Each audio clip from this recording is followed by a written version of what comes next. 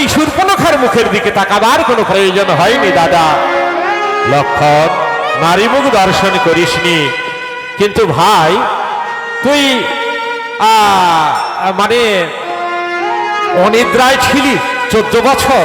হ্যাঁ দাদা, যখন আপনি বনবাসে গেলেন আমিও সঙ্গে গেলাম, মা সীতা গেলেন। প্রথমে রাত্রি হয়ে গেল তমসা নদীর তীরে, তমসা নদীর কূলে। আপনি বললেন, ওরে লক্ষণ, সন্ধ্যা ঘনিয়ে আসছে, এইবার এখানে একটু বিছানার ব্যবস্থা কর ভাই। বন থেকে লতা গুল্ম ছিঁড়ে নিয়ে এলাম, বৃক্ষতলে ওই বিছানা পেতে দিলাম, আপনারা শয়ন করিলেন। আর আমি দাঁড়িয়ে থাকলাম, ভাবলাম আমি যদি ঘুমিয়ে পড়ি, যদি কোনো জন্তু জানোয়ার এসে প্রভু রামচন্দ্রকে মা সীতাকে আক্রমণ করে, তাহলে তো রামের সেবা করা হবে না, আমি ঘুমবো না।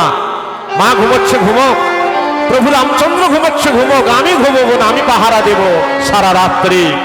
পাহারায় থাকলাম। যখন হইল রাত্রিমত দ্বিতীয় প্রহর, নিদ্রা আসিয়া আমারে করিল কাতর। নিদ্রা দেবী বারবার আমাকে আক্রমণ করছে, আমার ধনুর্বাণ ভূমিতে পড়ে যাচ্ছে, আমি কাতর হয়ে ঢলে পড়ে যাচ্ছি।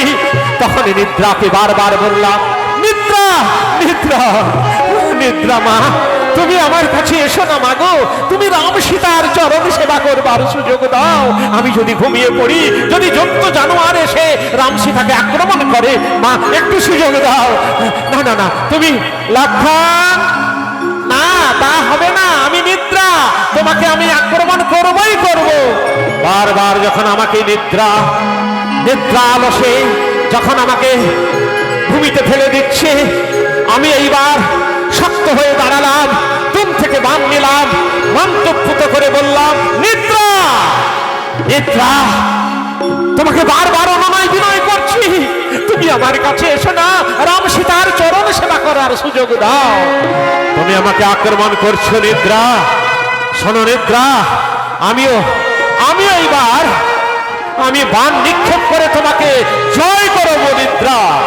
লক্ষণ, আমাকে কেউ কখনো ত্রিভুবনে জয় করতে পারে না, তুমিও পারবে না আমাকে জয় করতে। তা না হোক, আমি তোমাকে জয় করব নিদ্রা দেবী। আমি কে জানো? হিয়ায় জাগে যা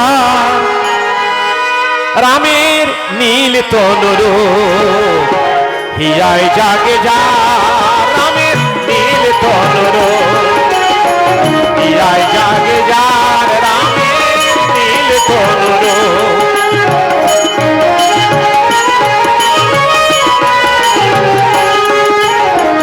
কি করিতে পারে বলো, কি করিতে পারে বলো, কৃতান্ত তাহার রামের